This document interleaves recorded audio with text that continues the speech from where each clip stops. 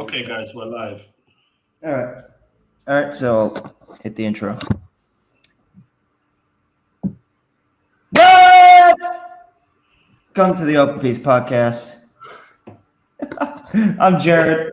Yeah, Kane and Amir Abudka unfortunately couldn't be with us today, but we do have our guest Rafi.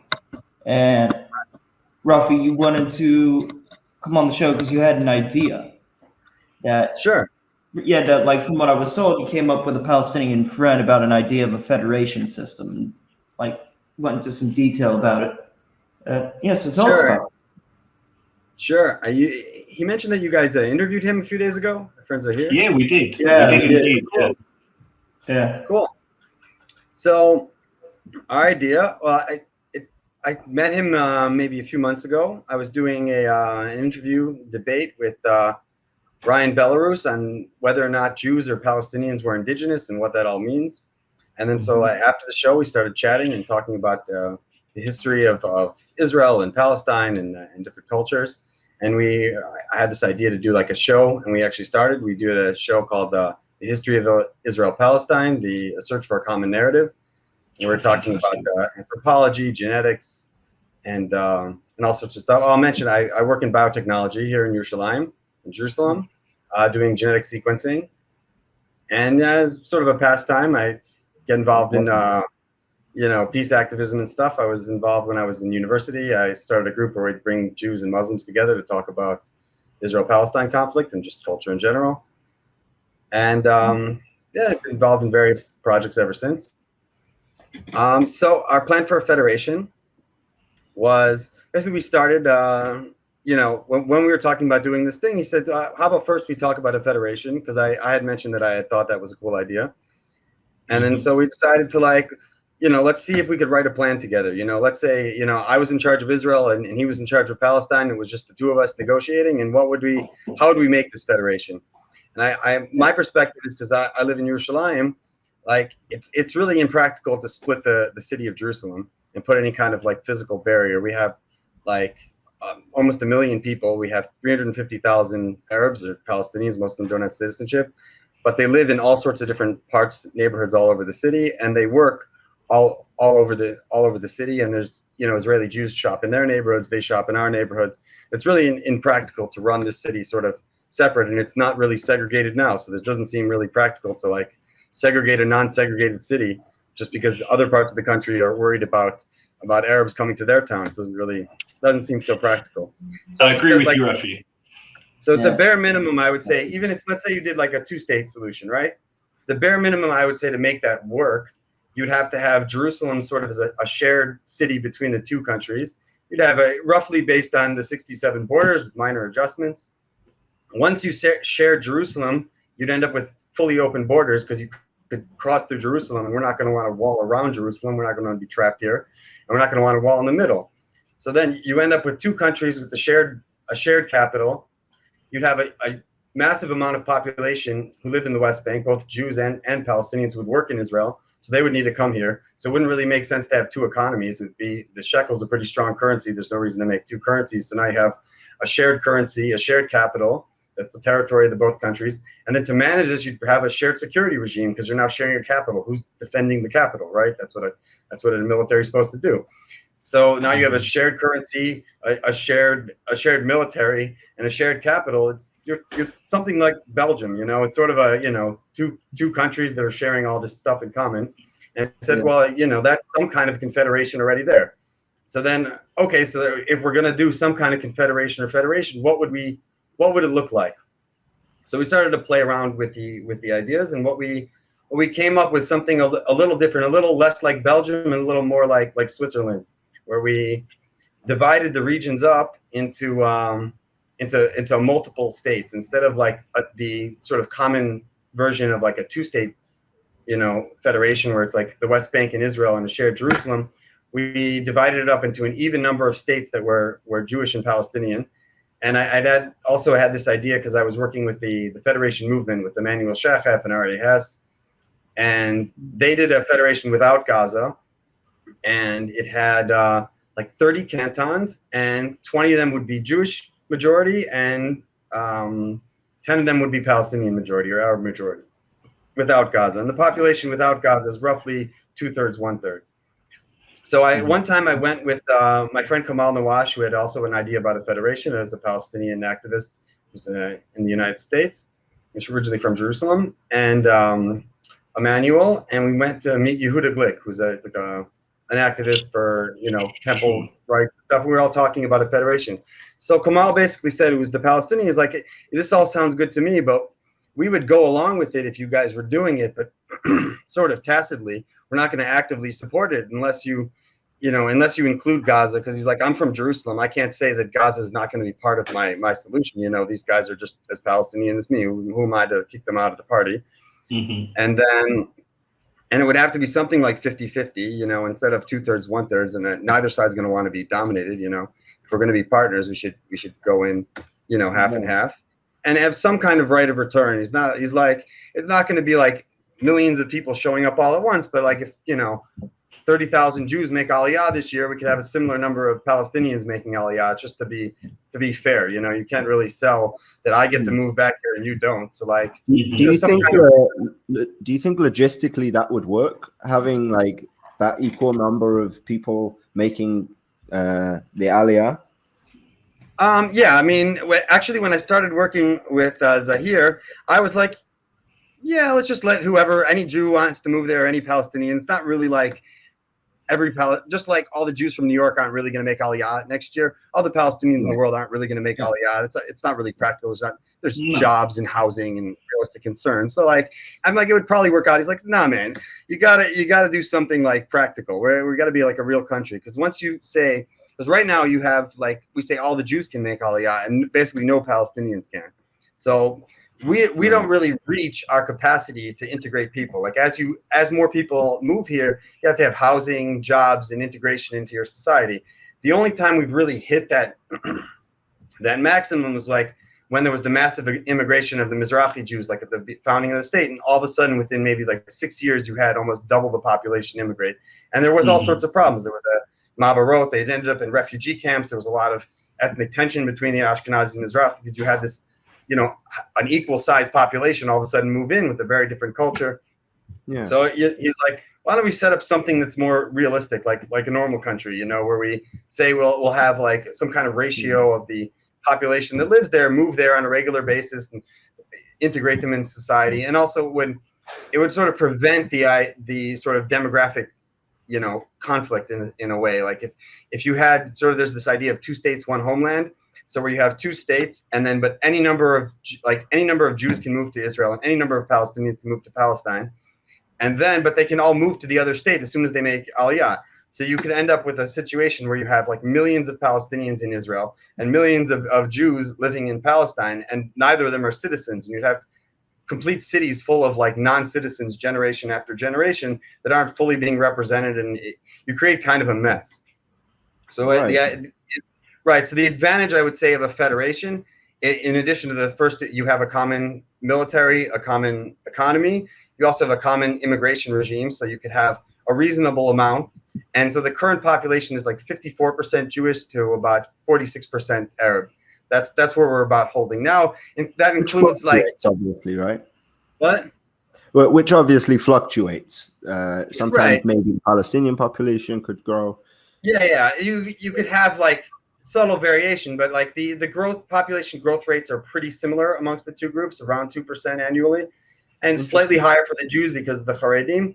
But you could manage that through like, you could say, okay, 2% or 5% more Palestinians can immigrate, and it would sort of balance out. And we don't want to have like it doesn't need to be exactly 50-50 on the mark, but like more or less. We did like a constitution, like a draft constitution, like an example of what it doesn't have to be exactly our plan and obviously our map, but we just like if we had to write this constitution, what would we do?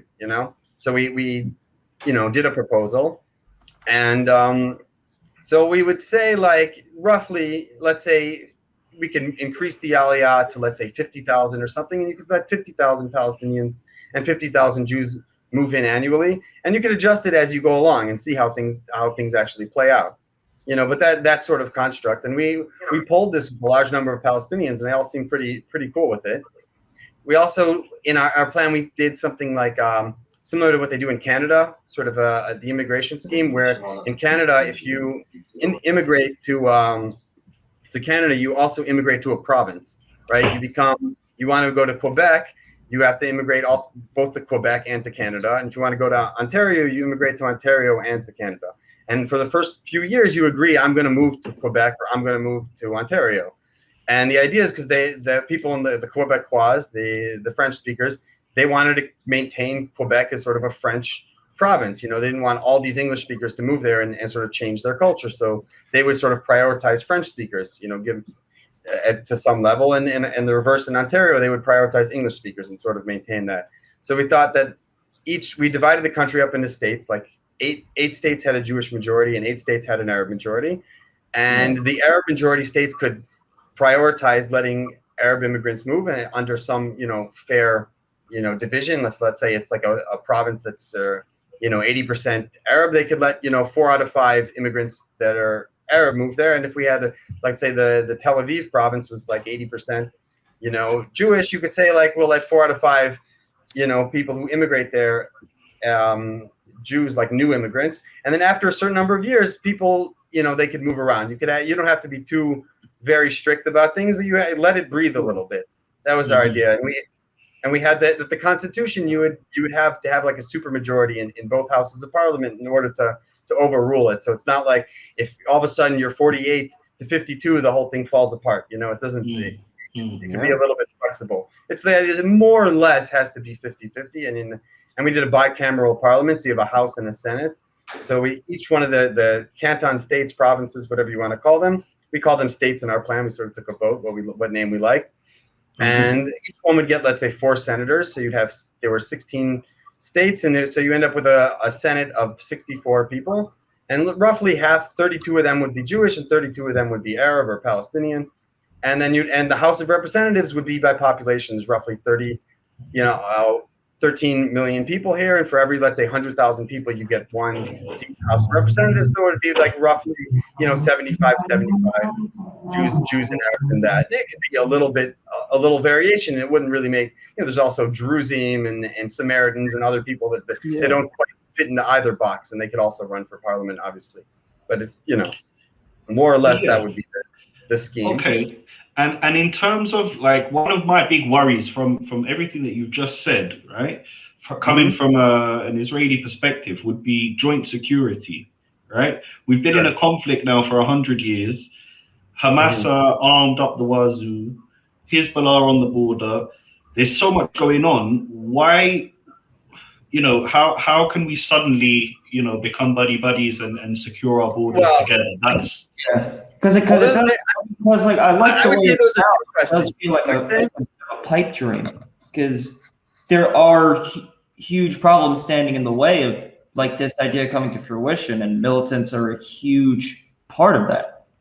Sure. I feel like there's 2 questions. Not even just in Gaza, but also in the West Bank. Like, there's a bunch of people who would do, like, the second, like, we make this a single country with a single economy, a single, like, internal border with no checkpoints. Yeah. Life is going to get a lot more violent. I would think not, but I mean, there's really 2 questions here. There's like the overall structure. Let's say we've already done this. What's the vision for how security would be run? Was we would have a single army with you wouldn't have militias, you wouldn't have armed, there wouldn't be a Hamas armed. There would be a single army. You'd basically start with the IDF, and you could rename it the IPDF. Now we're Israel Palestine United Army. It would basically be the IDF, and we currently have Druze and Bedouins, and so you would increase the number of Palestinians you would draft every year. It would become over time more and more Arab soldiers, but an army is very good at getting people to follow orders, and over time that would just be the culture, and you wouldn't be like, you'd have to follow the rules. And it also sort of brings people together. If you take people who went to school like in totally different neighborhoods, they never met each other, and you make them run miles together and crawl in the dirt and do push-ups and stuff, each Israeli, you make like 5 good Arab friends that you went through this experience with, and every Palestinian the other way, you sort of build this sense of like, we're in this together. I protect you, you protect me, and that sort of builds that, like in many other countries, even for example, in Switzerland, they still have a draft, even though nobody wants to threaten Switzerland.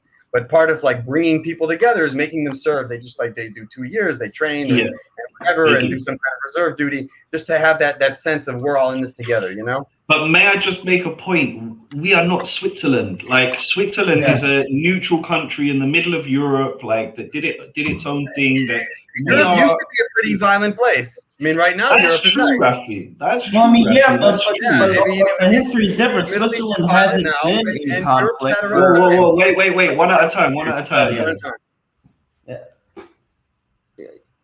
Go ahead, Rafi. You go first.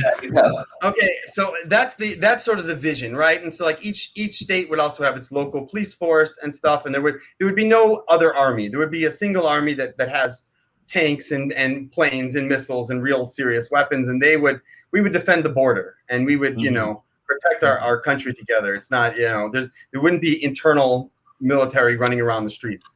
Each state or province would have a police force that would be sort of integrated and mixed between the population that actually lives there, policing its own population. And they, in each place you'd have to work out how that plays out. Like in the Tel Aviv province, it would pretty much be like it is now, because it's, a place that's like 90%, Jewish or 95% and mostly secular. And that it would basically be what it is now. And, a place like Hebron would be like, 90% Arab, and there was a small Jewish community. They'll have to work it out, but actually they have a very similar culture anyways. The Jews that happen to live in Hebron are pretty like religious and conservative, and just like the Arabs that live there, and they'll get along. You wouldn't see a lot of mini skirts walking around there.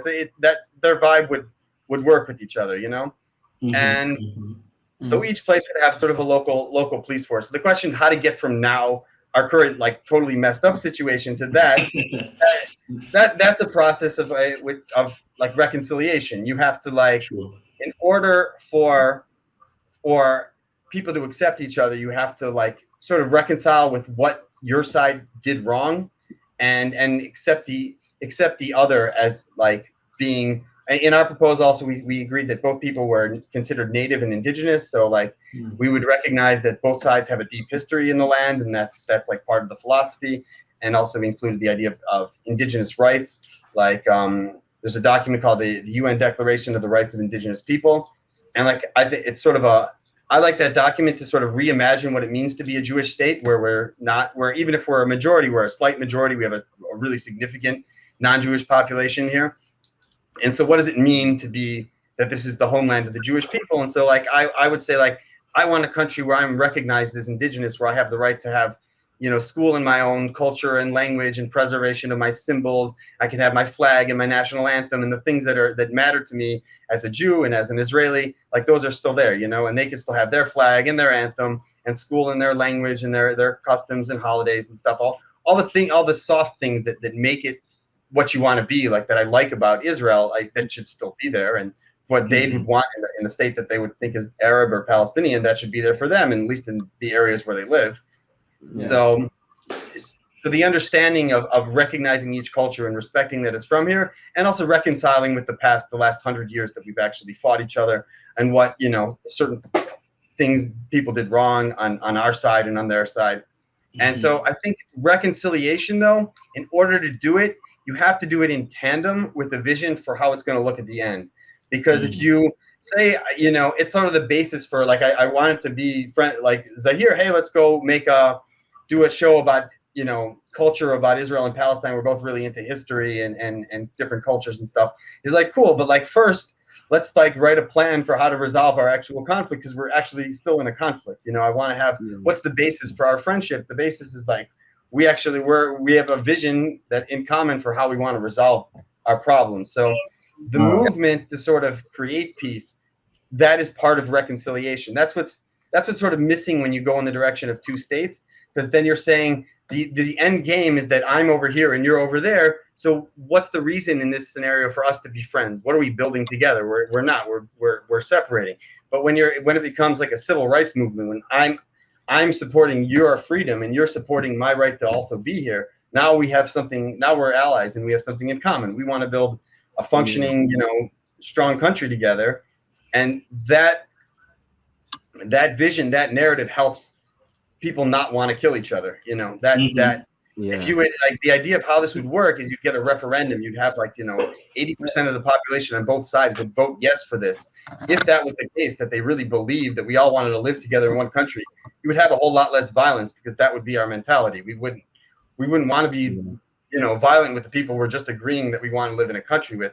Actually, Zahir did a lot of polling. He did like 3,500 Israelis and Palestinians. He would do Zoom calls, like 10 of them at a time, and on the Palestinian side, we got like 90% support amongst in Gaza, in all over the West Bank, amongst people across party lines. People support CFLP, Fatah, Hamas, even everything. People, like, we presented this plan. You would recognize Jews as indigenous. You'd fight alongside them in the same army.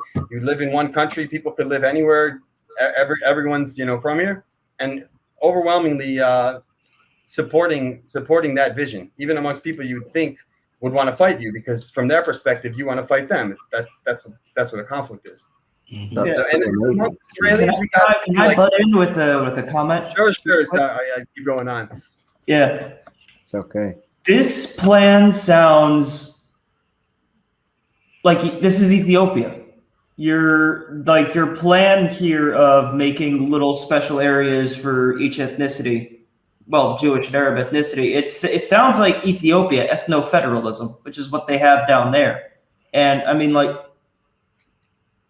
maybe it's a little bit different. I mean, we prevent violence. Ethiopia still has a lot of violence. They're all Ethiopian. They all work together as people who live on the land of Ethiopia. But I mean, hell, we just had a war down there.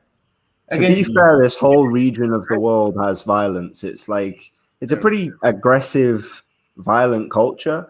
And I think my instinct would be that no matter what we do, in the beginning, there's going to be some little skirmishes here and there, like people fighting. Like, it's going to happen at least a little bit.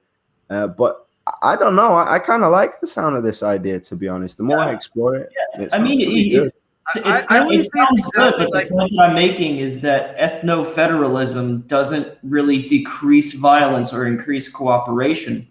Like, because when it comes down to it, at the end of the day, ethnicities are going to be at each other's throats if there's bad blood there. That's the reason why, like, you have like nation states all over the world. I mean, mainly in Europe, not so much everywhere else, but like these ethnicities want like their own state, their own territory. Right. And there's some truth to that. But, well, to be fair, we're a much different situation than Ethiopia. It's as much like, the rate of PhDs of Palestinians is like one of the highest in the world. The rate of literacy is high.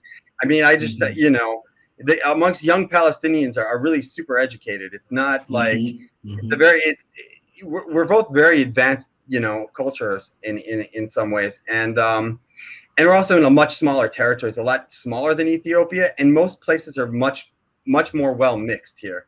You have, like, for example, where I live in Jerusalem, we have like this huge number of Palestinians right now, and we don't really have much violence here. Like, it's certainly much safer than maybe like where Chicago, where I came from, or London, or any of these places. Definitely, 100%. Yeah, you have like stabbings and you have violence, but it's like such a minuscule compared to like even major cities in Western countries. So it's definitely the amount of getting along is overwhelming compared to the amount of not getting along, as I see it in my real life. Like, I work with Palestinians, and I go to the store, and literally everyone who works at the store is Palestinian, and everyone's pretty cool most of the time.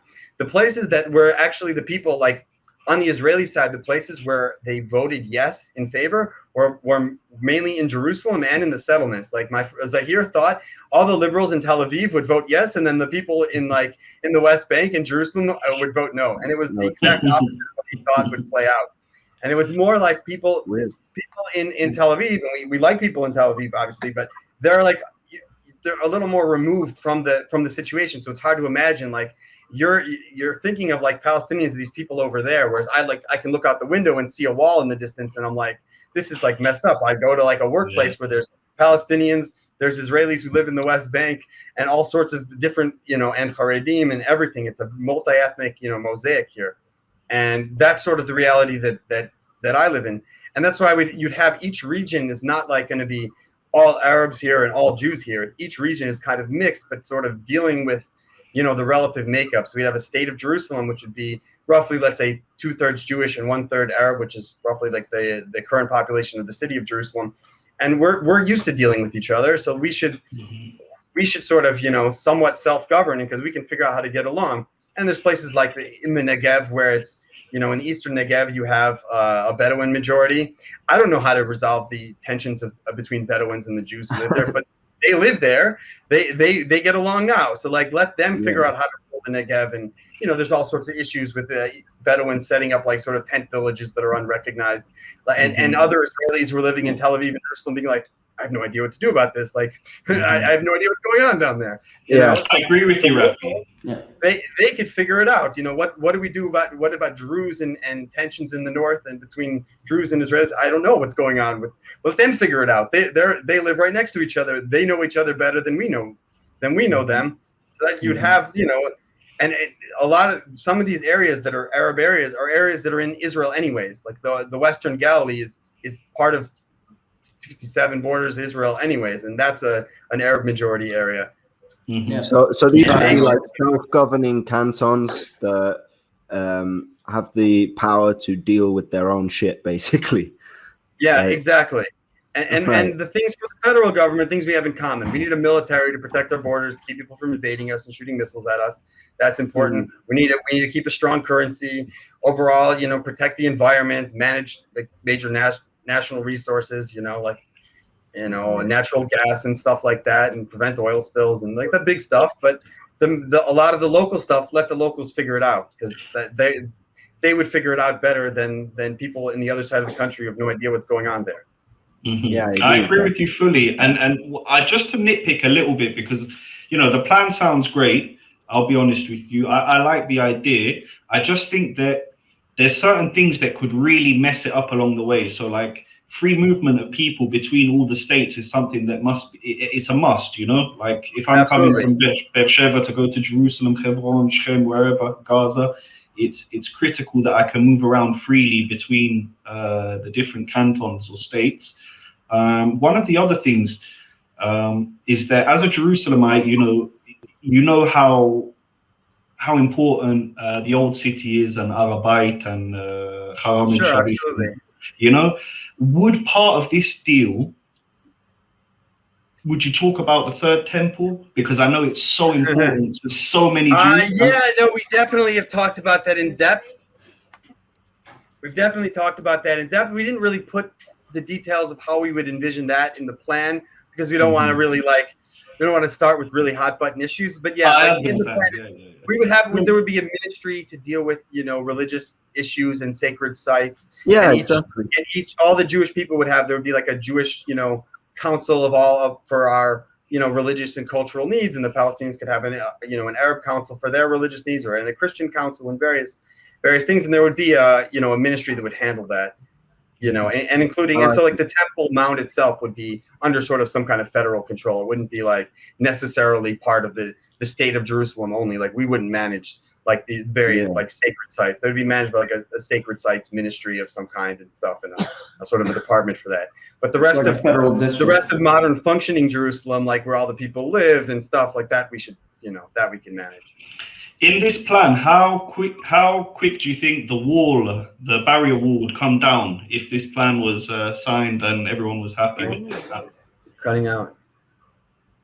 Oh, sorry. If this deal was agreed to by both populaces, how quick do you think the barrier wall in the West Bank would come down? I think Rafi's away. No, he's back. Okay, I missed that. Can you repeat, Amir? Yeah, sure. If both sides agreed to this deal, how quickly do you think the barrier in the West Bank would come down, and there would be free movement of people and people? The way I would imagine it would, I mean, I have no idea how it would play out, but I'm sort of imagining it like Berlin Wall. Like everyone votes. By the time you emotionally got to the point where like everyone voted to end the conflict, then it's basically over. Then who wants to fight anymore? And yeah, we would go to the wall, like 1 million people all together. We'd break it down and we'd throw a party, and that would be a national holiday the day we reunified the country. Yeah, one big Yeah. shuffler. I'm down. I'm down, Rafi. Me too. But I guess the Gaza situation, like you said, is more complicated. And Yeah. would you say that Hamas has to be dealt with, basically? If Yeah. you said that the majority there also supported it, right? So Right. So, like, I mean, Hamas would have to agree to disarm, and So, so That's right, and not they gonna could be a happen political. ever. I would assume they're still a political party, and that if they No. agree to peace with us, I then don't they're know. Like that's what concerns me the most. I think Yeah. is that I don't Like, see them really being open to it. yeah. Like, I mean, exactly. I mean, It's think like about what what it you means said. at Hold on. 90%. Can I butt in with something? Sure, Jared. Because I was gonna say, because like this goes back to my point from earlier about militant groups, and you said, well, like there wouldn't be militant groups, there would only be one army. The whole point of militant groups is that they're not going to agree to this. They're militants. The army is going to have to forcefully disarm them, which I'm not is sure. going to be Not another necessarily. war to basically Not establish a necessarily. federation. Not necessarily. necessarily. But you Not think necessarily. Palestinian Islamic Jihad is just going to go, all No, right, yeah, like Islamic- we agreed to work with them. Hamas is going to go, No, yeah, all Islamic right, we'll Jihad have the may be state the of Gaza. exception. We'll get rid of all the Islamism out of our ideology. We'll just go, fuck it. We'll be nice people to the Jews, to the Heimis. We'll be fucking nice about it. Here's our AKs. Here's all our Qassams. Like, no, the army's going to have to fucking go in there and make them do it. And I'm afraid of that violence. At one point, I thought, maybe it would start with Israel and the West Bank, and then we would just sort of give them an offer we can't refuse. We would have an army now full of Jews and Palestinians, and would say, guys, we all voted to have one country, and that includes you, and we're taking back our land there. But I don't think so, because you got to imagine, like if like 80% of people in Gaza said that includes a whole lot of people who are in Hamas and support Hamas and are sitting in the same dinner table with these people who are in Hamas, and they're going to be like, no, we all just voted to have one country, guys. I think we should go along. And yeah, Palestinian Islamic Jihad may be a problem. I think of the IRA when they sort of unified Northern Ireland. Right, there's going to be a couple of bad apples. That'll have to be dealt with. I don't think it's going to be the entirety of Hamas right now. I think a lot of them would say, okay, we agreed to be, to resolve our conflict.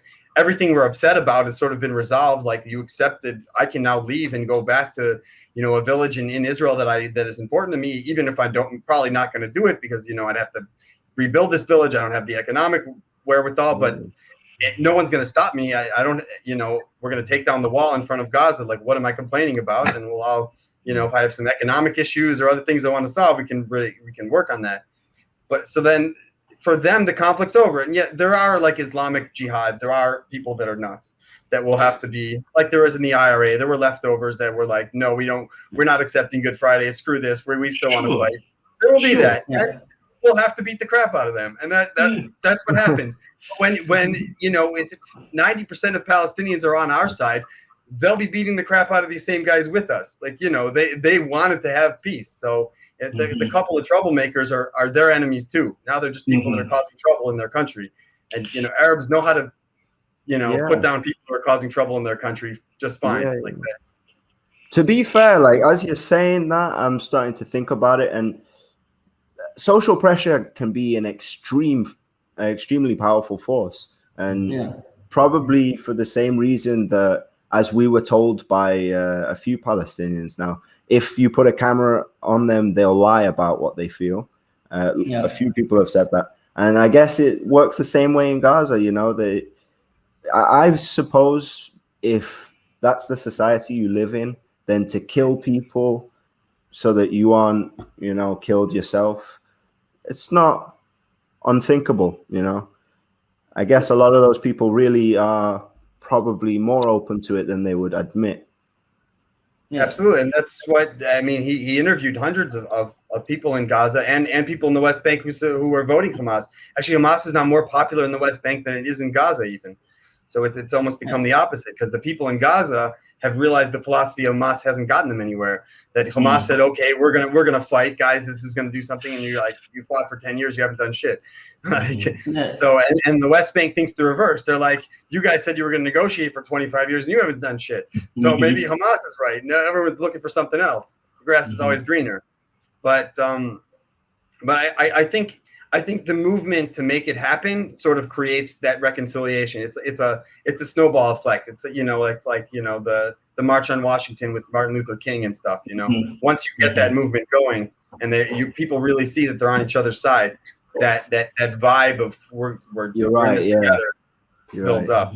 Inertia is the biggest obstacle for sure. Absolutely. Yeah. And just to clarify a little bit, Rafi, like you divided the country up into how many states exactly, and where would they be? Like, can I show you? Can I screen share? Sure. How would I? Yeah. Yeah. Let me just see how I. Know how to do that? Yeah, I can figure it out. Screen share. Here we go. All right. So no, down at the bottom of the screen, there's a button that says share. Yeah, you click on that, and it says share screen. Oh, cool. Yeah. And what would the name of the country be? The United States of Jared. We played around a lot with the names. Do you see the map? Yeah, I can see the map. That's it. Okay, it's coming up now. The country, what we wrote in the plan was called the United Federation of Israel and Palestine. I like that name, but in Hebrew we like the name Ichud HaKodesh, the Yisrael Palestine. But also in the plan we wrote that colloquially you have the right to call anything what's the appropriate word for you in your native culture. So you can just call it Israel, and they can just call it Palestine. Like if you're on the phone, like, yo, I'm in Israel, it's great. I'm in Ramallah. Ramallah, Israel is awesome. And they're like, yeah, I'm in Tel Aviv, Palestine. Tel Aviv, Palestine's cool. Like you're allowed to call the country what you want. But yeah, on like formal stationery in your passport, it would say like United Federation of Israel and Palestine, or it's something with those two words. And we've talked about like calling it the Jerusalem Federation because but I feel like people are so attached to their identities. You'd want to see the word Israel. You can't have Israel taken off the map, and they're not going to have Palestine taken off the map. So it's going to be something like the Federation of Israel, Palestine, the Republic. We call it the United Federation. So I'll show you the map. This map has 16 states, right? Eight of them are Jewish majority, and 8 of them are Palestinian or Arab majority. So I'll show you can the dark blue ones have above 80%, and most of them 90% Jewish. Like let's say where you guys live, this is the state of Tel Aviv Dan. So it's from like Rishon LeZion to Netanya, from Highway 6 to the sea. It's the most wealthy state in the country by far, the most populous, and like 95% Jewish, 90% secular. It's as Israeli Zionist as you can get. So like that would be the state that you would live in. So here, this is the state of Yerushalayim where I live in, and this state is about, let's say, 63% Jewish and 37% Arab. Includes all of East Jerusalem, and it also includes Bethlehem. So from Calandia down to Bethlehem to about Highway 6 to the Dead Sea, and it's got 1.7 million people, and it's about two-thirds Jewish, and includes all of Yerushalayim.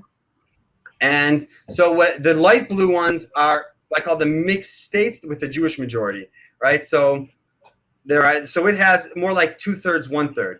Those are the mixed states. Another example of a mixed state is the state of Ramallah. Like Ramallah, and in Hebrew you call it Medinat Binyamin, because it's includes like the Binyamin Regional Council, the historical Binyamin area, and so includes all the way out from about Highway 6 to sort of the beginning of the Jordan Valley, from Calandia here until about Salfit, like just south of Ariel.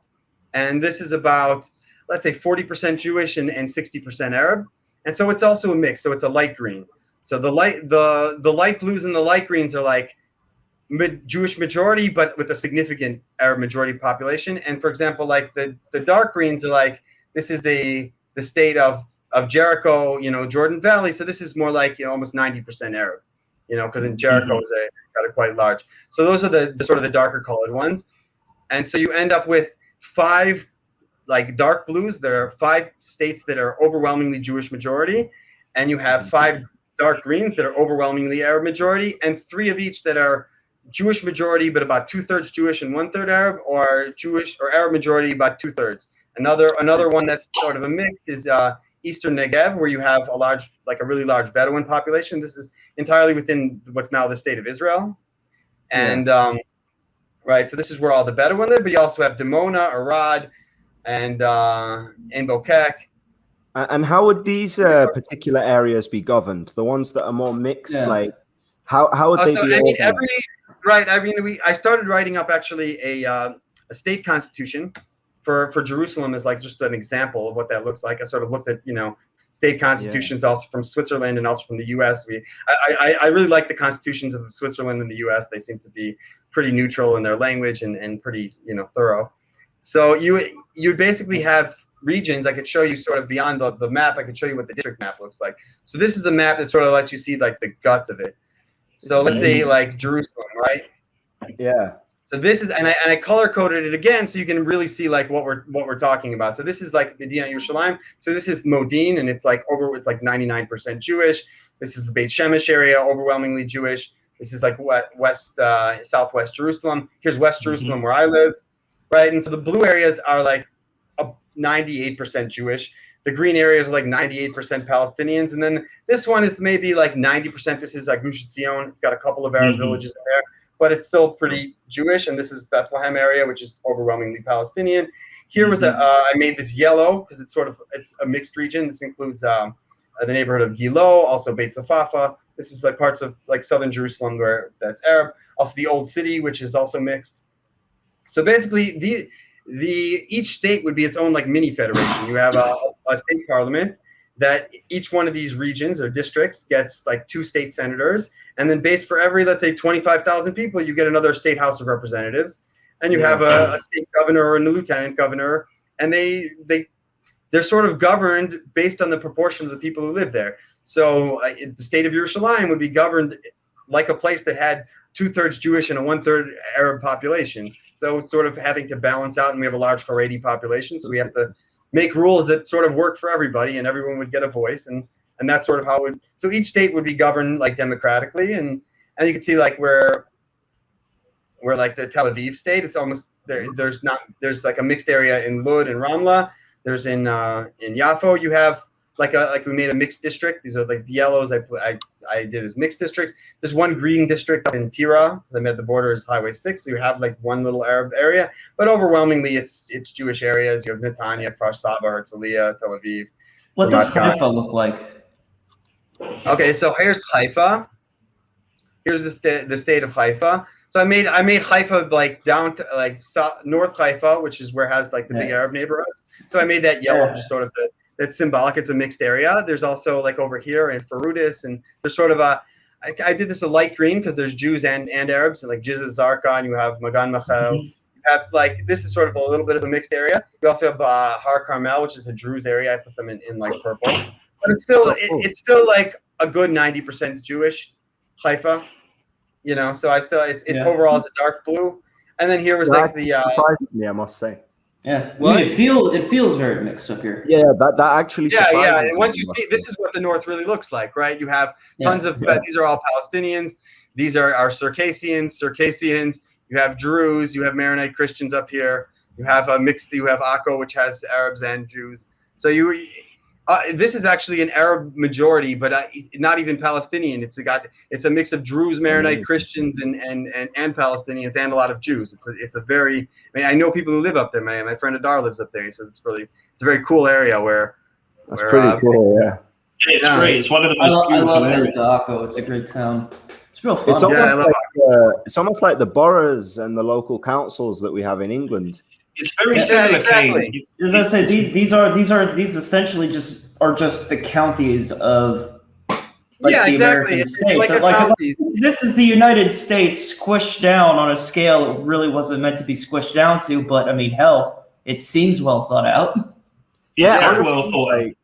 On paper, it seems so simplistic. Like you wonder why they haven't done this for the past 70 years. People but that's also the thing. On paper, it seems really good, and there's a lot of thought into it. But there's still a lot of underlying issues that need to be talked about, just outside of figuring out what the government's going to look like. Sure. I truly think if before we can even begin to talk about what a government would look like in the future, if we do go down this path, we need like a South African style Truth and Reconciliation Commission. Well, that happened sort of after the peace, but that kind of happened after the peace. But our idea is I think you need to do them simultaneously. Yeah. It's hard to get to the point where they want to talk to you and be friends while you still feel like you're in a conflict. There's like this idea of like I met the other day a Palestinian from Nazareth, actually, or who's an Israeli Arab ostensibly, right? But he's like, I love Jews. Jews are my brothers, but I just don't like the Zionists. And I like told him in Arabic, like, "Ya sorry, like, I'm sorry, my bro, but I'm also a Zionist, right? Yeah. I Yeah. speak a little bit of Arabic, so I was like telling him, you know, like there's lots of people who are Zionists who are pretty cool with Arabs. They actually did a poll that amongst Israeli Jews, like only 22% of people who like think of themselves as Zionist, secular, or religious nationalist would say that they have any like real problem with Arabs, that they like dislike Arab or Arab culture. Like overwhelming majority of people who think of themselves as Zionists are really like anti-Arabs, you know. No, And it's not the most anti-Arab group was actually like the Haredi, and not because they know better, just because they don't have like internet and TV. They haven't met a lot of Arabs, but like It's a different education. They kind of cloister I themselves had a off. company where we had Palestinian workers, and the people who were the most Zionist, like people who were like with the Keeper Surgas, were all like hanging out with the Palestinians all the time, eating shawarma together. And like the Haredim were like, oh, I don't know, man, there's Arabs here. Like, is it okay? Then they realized that we were cool with them, so they eventually were like, they lightened up a little bit. But yeah, so it's about bridging that gap and also getting over like the idea of figuring out an alternative terminology to saying I like Jews, but I don't like Zionists, when like 99% of us call ourselves Zionists. And if they like, as long as you tell me you're anti-Zionist, that's sort of like breaking down the conversation. I'm not going to say I'm not a Zionist. That's like, an integral part of my self-identity. At the same time, there's like, I could read statements from like some of the early Zionist thinkers who were very colonials. I think like they wrote absolutely abhorrent things and said, that these are savages and we should displace them. And I'm like, I would totally not agree with any of the things they would say. There's Zionist thinkers I really like, and Martin Buber and Gershon Shalom, and the more, the Brit Shalom kind of thinkers that said, we're coming back to our ancestral homeland, but there's other people here. We need to find a way to work together if we're gonna do it. And you need one of the ideas I've come along is the idea of consent. I have a friend Saif who did a debate. I don't know if you know Rudy Rothman. He debated. So my friend Rudy, I also have a friend of mine. So Rudy and Saif debated, and I'm like, I agree with everything Saif says except for one thing. He said, if the Jews wanted to come here, they needed to get consent from us. And I'm like, why do I need your consent, man? This is my homeland. Who are you to tell me no? But then over the time I got to know him and talking to him, was like, if any Jew wants to come here, I have no problem with Jews coming here. I think every Jew should be able to come here. But like, you have to have a conversation with me if you're going to come here, and not like, so that you don't mess up my life and you coming back. We got to find a way so you can come back and not screw things up for me. So like, that's how you sort of base what it means reconciliation. So I think we need to base somehow, you need to have like retroactive consent. They need to understand that like, you need to understand that we needed to like have that conversation and we didn't, and it's not necessarily entirely our fault. They didn't have such good leadership and they weren't very open either, but that's what should have happened then, and that's what we need to do now. We need to have that conversation about accepting the fact that I'm very attached to this place. This is the land of my history for thousands of years, and that this is the most important place in the world to me, and they feel very similar about this place. And being cool with that, not starting to say that they're savages that we need to push out of the land, and not that they're saying, oh, these are European colonizers and stuff. We need to come up with a language that like brings people together and say, okay, yes, we both have deep roots in this land that we've been here for a very long time. We're very attached to. That you've had villages that you've had many generations, and your grandfather built this house, and this is very important to you. And I get that. And like we have stories in our Tanakh, our Bible, and the Midrash, and everything that talks about this land, and really like continuous history for thousands of years in this place that's very meaningful to us. And then we come here and we have our personal experiences, all the places I've ever been in Israel and the people I know from here, and it's just and most Israelis have actually been born here by this point. This is their whole life. Yeah. So really, just accepting all that history, accepting the bad. I think Zahir said something really good. Like, what gives you more right to be here is being able to accept that there was messed up things that happened, just like the Americans when they took over America from the Indians. You have to accept that some of the things you did were fucked up, and like and be okay with that.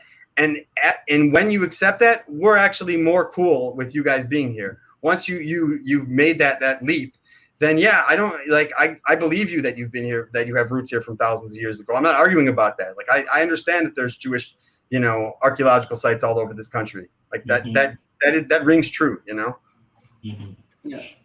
For sure, Yeah. Rafi. And I think that that kind of dialogue between the two peoples, understanding that they both have roots in the land, is so important, because there's lots of Israelis that are like, Palestinians don't even exist. They're Arabs that just recently had a Palestinian national movement and and they're not even a real people and all this kind of thing. Yeah. And same on the other side, you have Palestinians that, no, river to the sea, we're going to liberate Palestine, Palestine, Horia, and that's it, like that's going to be what's happening. So those kind of extremists, they need to kind of be pushed to the sideline and Yeah.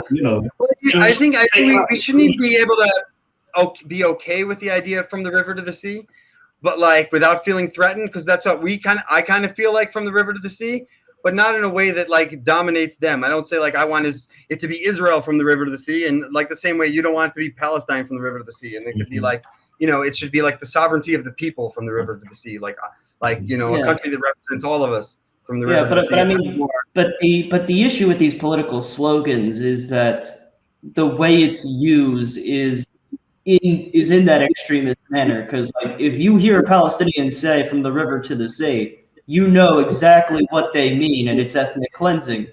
I don't. Yeah, maybe if you're depends who. Like I met this kid from Hebron, this really like nice, like a 15-year-old kid who was on our server, and he asked me like, how would you feel if it was all Palestine, but it was equal? And I'm like, well, is it a democracy? It's not like a dictatorship of Mahmoud Abbas, but there's a democratic country from the river to the sea that represents. I mean, he's a very innocent young kid that represents all of us. I'm like, I mean, I don't care if you want to call that Palestine, and I'll call that Israel, and we can be fine. Then that works for me. I'm okay with that. If that's how you feel, if you feel like Jaffa is part of Palestine, I feel like Hebron is part of Israel.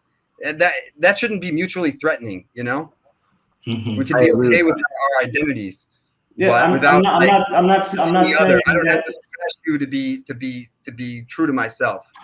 Yeah, I mean, I'm not saying that like just because like the idea itself of having a say from the river to the sea. What I'm saying is that we can't excuse the fact that these political slogans on both sides. Sure. I think like a lot of them are extremist in nature. The very meaning of these slogans are extremist. Sure. You also need to work. I mean, one of the things we worked on. I mean, if you've heard Zahir talk lately, we try to work on finding the optimal language that really resonates with the other side, but still gets what we want across. Because there's a lot of talking across each other where people don't really get what they mean. Like that's how you get to the idea of Palestinians are a fake people. Like what does it mean to be a fake people? So like Palestine, it was a name for this region, but 100 years before 100 years ago, they didn't really call themselves Palestinians. That doesn't mean they're not a people.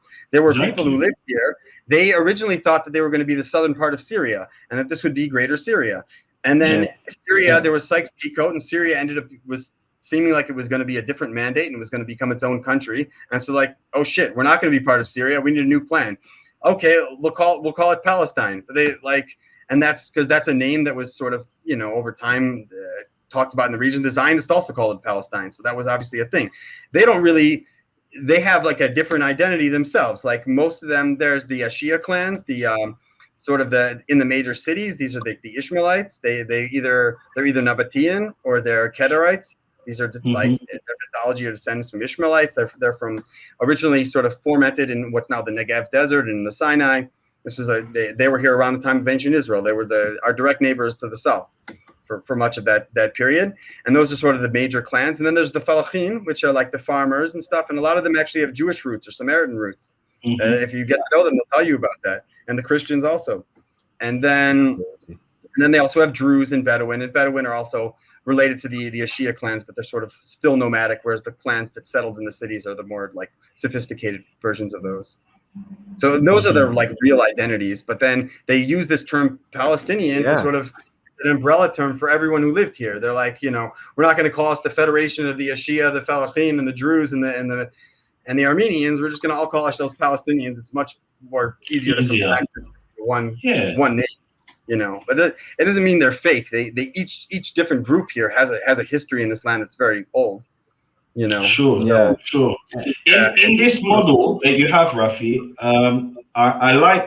I really love the energy and I really love the amount of dedication that you've put into this project, and my hat goes off to you, mate, really. I think there's two things that are critical to a plan like this working. One is disarming Hamas. Yeah. Sure. And that is something that there's many ways of doing that non-militarily, but that's going to be a process. It's going to And be the ugly no matter what. Yeah, and the second thing is like property rights, land rights, because this is a huge thing here. So, you know, there's plenty of Jews that would want to go and settle in Nablus, right, and be near Kever Yosef, and there's plenty of Jews that would want to move to Hebron and to Bethlehem even, and to many other places. Sure. And I'm sure there will be Palestinians who in your plan get the right of return and that will want to go to Akka and want to go to Haifa and Jaffa. And I'm sure there may be Jews that would even want to go back to Gaza. So my question is, how could we legislate for that? Right. So what we put in the plan, and maybe I'll go back to this picture. So basically, like each state, we do that sort of the Canadian model in terms of new immigrants. So let's say Jerusalem is like 2/3 Jewish and 1/3 Palestinian. So they would let of new immigrants come in, they would let a majority of them be Jewish and the minority of them be Palestinian. And I can tell you from someone who lives in Jerusalem, for the vast majority of it, Arabs will move to Arab neighborhoods and Jews will move to Jewish neighborhoods. That's really how these people behave. There we have 2 million Palestinians who live in Israel now, and they don't move to Ramat Gan. They just don't. They legally can, but you don't walk outside and you don't have a lot of Arabs there. They tend to. And I had a good friend who was Palestinian from the north who went to the Hebrew U, and she ended up living in an Arab neighborhood on the other side of town. I'm like, why don't you just live in the Jewish neighborhood, like right near the university? And she's like, what would I do in there? Like nobody, I don't know. I don't speak, that's not my culture. What am I doing there? Actually, she spoke better Hebrew than me, but she's just like, I feel weird. And I would feel equally weird moving into an Arab neighborhood in Jerusalem. Like, I think in order to get people to mix, there's like a handful of places where they made like half and half neighborhoods where they set up like these mini like yeshuvs. And they had to work, and there are only a few hundred people. There's like Segev Shalom down near Beersheba and Neve Shalom, like outside of Yerushalayim. To make a mixed community, that was effort to convince people to do it. It worked. Right. So getting people to integrate is actually harder than they'll self-segregate without very much effort. So they'll move to your area, but most likely they'll move to Arab neighborhoods of Ramla, or maybe some of them will move to Old Jaffa if they're wealthy, or some of the Arab towns around the coast. But like for the most part, they're going to move to a place where there's other Arabs. And you could build a couple new Arab cities and promote it that it's going to be a new Arab town, and they'll probably move there. They're not likely to start moving to Jewish neighborhoods in mass. Like that just won't. Maybe 50 years down the line when everyone's really cool, and by then who cares? But that's not something like that would actually happen. For better or worse. Like we wanted to have a plan where you could create new mixed areas. Like you could, we have something called acceptance committee. So like up to 400, a small town up to 400 people, they get to have an acceptance committee to come into their town. So we thought maybe for a mixed town, you could have it up to 1,000 people, and they would bring 500 Jews and 500 Palestinians, and they would sort of like build this new mixed town together. And then after that, it would be like the Garin, like the center of a new mixed area. But like, they're not all just gonna, the Jews who are going to move to Hebron will move to like the small Jewish area of Hebron, or they'll move to Kiryat Arba or something. It's very unlikely they're all going to start moving into the Arab neighborhoods until, on a cultural level, like that's cool. So in order for that to be cool, it's that actual community has to like open their doors to them in that way. And because there's still a human element here. So it's not all going to be instantly where everyone's moving next door and everyone's next door neighbors and they're all having barbecues together. Would be nice. It'd be nice. But that's going to take some time, but definitely a way to start that is that sort of mix, that movement together towards this future together. Like believe in this vision. We don't know how long it would take, and then work towards making it happen. And that's, you got to change hearts and minds. For sure, I totally agree with that. The one thing, like, I don't know about Jerusalem because I see that it's majority Jewish area. It's a mixed area there designated, but do you think there would be any contention in the fact that it's here seen as a Jewish area because it's like one of the main cities, right? Sure, we had different color coding. I ended up going with a lighter blue because I had like a yellow, and then it looked too broken up. It looked like it was too dissimilar on the Jewish area. So then I went with like a dark blue and a light blue. I didn't have so much complaints with Palestinians.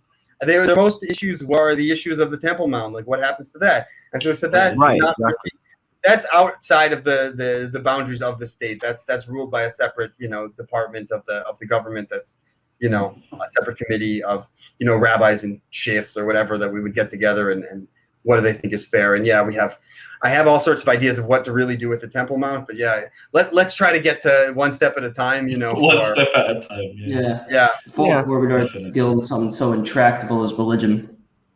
Yeah. Well, I think it is like a pretty big obstacle, though. The religious sides, on both sides, the religious are going to be the hardest to sway, I would imagine. I don't know. Like in our polling, we got amongst religious people, they were more likely to accept this plan than secular people, especially like people who live in the West Bank. People that are called settlers. Although Rudy asked me not to use the term settler, so I'm trying to say, Jewish residents of the West Bank, and so those kind of people tended to vote for this plan more than actually people in Tel Aviv who were a little more skeptical. They're like, I don't know. There's going to be Arab moving into my neighborhood. I don't know how I feel about this. Things are okay for me now. And trying to convince that demographic was more challenging. Whereas people who live right next to Arabs all the time, they're like, wait, I can live my exact same life now, and the people next to me won't hate me anymore. I'm like, exactly. And there'll be no walls, and you won't have to walk around with guns, and people will be cool. They're like, that sounds great. Let's do it. Yeah, I mean, exposure is a huge thing when it comes to human psychology. Yeah, sure. They're so far removed from everything that's going on, all the conflict side of things. It's not Tel Aviv. Like Tel Aviv is in a different world completely to that. Yeah. You guys don't see it, and that's what I get. Just why every Israeli yells loudly and proudly, "Fuck Tel Aviv." Yeah, Jared doesn't like. I'm living surrounded. I don't like Tel Aviv. And it's fine, but I also feel that I know stories of Palestinians telling me they're worried about their houses getting demolished, and Jews I know who are worried about their houses getting demolished, and there's a giant wall in the way and checkpoints, and like where we live is kind of messed up. Like where you live, things are pretty cool. So we're reporting you from the front lines. Things are messed up over here. We need to do something about this. No, I agree with you, Rafi. I 100% agree, and I think that I'm from the south originally. And I think that the country has left the Negev just, to be wild, wild west for so long now. And I think in this kind of plan, if we can delegate power to local leaders and local council leaders down there, it will help solve the issue. These Bedouins are living their traditional life. I don't have anything against that, but I do have something against the state not dealing with taking care of them, right? Providing infrastructure. Of course. They're citizens. They're entitled to state benefits. The reality is, we don't know what to do. The guy's in Tel Aviv, and I'm in Jerusalem. I don't know how to solve the problem with the Bedouins. I'd love to figure it out, but I figured the people who are down there, they could talk to them and say, "Listen, guys, what do you guys need? How could we, make things work better for you? You have, high unemployment. There's high crime over here. Let's pull it together, guys." And I think I guess there's a certain level of problem where the state can get involved too. The minor stuff can be solved locally, and if it's that serious a problem, I guess then the state can step in. If it's affecting the whole country, then that's why we have a federal parliament, and they'll say, okay, this situation is, this is serious. Obviously, if there's a major security humanitarian crisis. Yeah, and all sorts of stuff that they, serious issues. The federal government should get involved. That's why you have this sort of the big brother. But for local issues can be solved by local people. That's better because they understand local issues better. 100%, 100%. And I think that if this model was to work, we would have to have very, very strict laws and actually stick to those laws. So, illegal weaponry and that kind of stuff, we'd have to be so tough on that kind of stuff where it's not like that today, as you know, and, there's so many weapons flying around this country. Because of this conflict, the Arabs don't like to participate, and then they have high crime in their neighborhoods. It's it's a revolving cycle of like, you guys need to get involved in your community, but like Exactly. your conflict with the Zionists is not enabling you to cooperate. So like let's squash the beef, get over the conflict, and actually solve our real problems. Exactly, the real issues on the ground. I can remember a friend from England came over with his girlfriend a year and a half ago, and we were driving through Rahat to get to my kibbutz, and there was a protest in the main roundabout. Lots of signs in Hebrew and Arabic against the violence in the community over there, and it's just something that's just been left. It's like, oh, that's not our problem. Like that, we'll just leave it to them, and nothing gets solved. So I think that in a model like you've created, you have much more ability to take care of local issues, infrastructure, crime, a wide range of topics. Like the people in Rahat will have representatives. They'll have voted for a state senator that's sitting in a parliament, maybe in Beersheba, and they'll all have to be like, okay, the greater Beersheba area has some issues, and let's go fix them. And amongst the people who live here, between Rahat and Beersheba and the kibbutzim around, and let's take care of the business. Definitely. I think like apprehension is inevitable. There's always going to be some people that are apprehensive, and I think the way to deal with that is that we're in a situation where we don't have any better options. Like, this is sounding pretty good, and the potential issues are like speculative, and also like people tend to forget that people in the end care about themselves mostly. Like, we don't need to worry too much about being attacked by the other side because they're thinking exactly the same thing. Most people. We haven't had a lot of the level of violence is pretty low, and in Israel proper, it's almost nothing. Israeli Arabs don't attack you guys, like, and even Jerusalem Arabs who don't even have citizenship don't even attack me. So, if we spread that to everywhere else, the level of violence here would be probably significantly lower than most Western countries, certainly safer than America, where I used to live. So it's, So I think the future is possible. You just like in many other places in Northern Ireland or South Africa or various places where you had problems and people got together and solved them. Yeah. Now, we're running out of time, but I want to ask one more thing before we wrap this up, Rafi. It's another question about how the federation is going to function, and I know I've been particularly hard on this plan, harder than Amir or Kane on the whole thing, but that's just because I'm treating it like this is a real possibility. Like, if this is going to be the country I'm going to live in, I want to, know how I feel about it. Sure, absolutely, fair enough. I'm just treating it like a real option. So when it comes to say the Senate.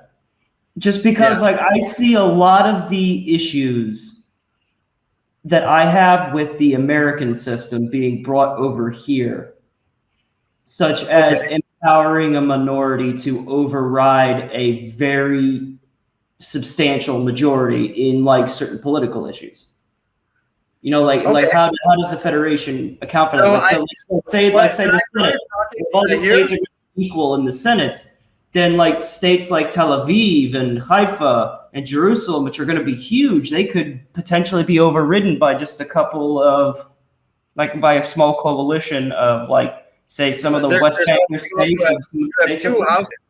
You also have the House of Representatives, which is equal by population. So you have that sort of balance by region and balance by total population. But what I wanted to get rid of that we have here in Israel now is the coalition system. I think that's a disaster. Get rid of it, I want to have elections at regular intervals. You elect a representative who's from where you are, and he goes to Jerusalem and he represents your issues. So that's the first step, and that there's no having to form a coalition. You don't have party leaders in charge of ministries that they had no experience to run. You want someone to run the Ministry of Education. The guy who ran a school system for 20 years and was amazing at it. You pick him. Pick real professionals to do things. And we divided up, basically the Senate would pick certain ministries. We'd have a president and we'd have a chairman, and each one of them would get to select which would have certain responsibilities to pick certain ministries. The president would pick the foreign minister and the minister of defense. The chairman would pick sort of the education minister and the environment. And the Senate would pick the the Minister of Justice, so that stops becoming a hockey puck to play around with, and the Minister of Immigration, that's going to be a very contentious issue, obviously, and the Ministry of Holy Sites, because that's also, so that we figured leave that to the Senate and have that always be sort of even, and the executives would pick the other ministries. And so we got rid of that system, so you don't have a disproportionate power amongst Haredim, for example, which is what we have now in our current situation. You either have the right lining up with Haredim, and they have to form within 2 weeks a coalition agreement and agree to a whole bunch of stuff they don't believe in order to, otherwise we have to go to another election, or the left does the same thing, or eventually the left and the right gets pissed off enough with the Haredim, like what's going to happen now, most likely, and then they're going to form a government, which isn't going to last either because they don't agree with each other either. You're going to have Meretz and Naftali Bennett sitting together, and what are they going to agree on? So you form these coalitions about people that have a completely different ideology. Instead, you would just elect the parliament and let them spend the next 4 years working it out bill by bill. Like, do we think we should have a train from Beersheba to Eilat? All in favor, say aye. All not in favor, no. Should we, prevent environmental disasters in the Negev? All in favor, one issue. Should we give more money to elderly? Deal with one thing at a time, and then and find things that are reasonable that you agree with. And if you can't all agree to it, it's probably not that reasonable. So then that's what I think is the way forward. Have a government that just you elect at regular intervals and make them deal with one issue at a time. Fantastic, Rafi. Really it's been a real pleasure having you on today and presenting your plan. It'd be great to talk again soon. Yeah. By the way, before you go, sure. Do you have a thing where you can let people who want to see the map and just look at it like you want to give us a link that we can put in the video description? Sure. We're building a site called Eretz Ard. I'll try to give you the link to sign up, and we're Zahir's in the middle of building the site. Also, if you go to the Discord with Sulcha, we got with the plans link, and you can reach out to me. Sure. We'll make sure to have that in the description, guys. Absolutely. It's been great. Thanks but unfortunately, the episode's over. So, yeah.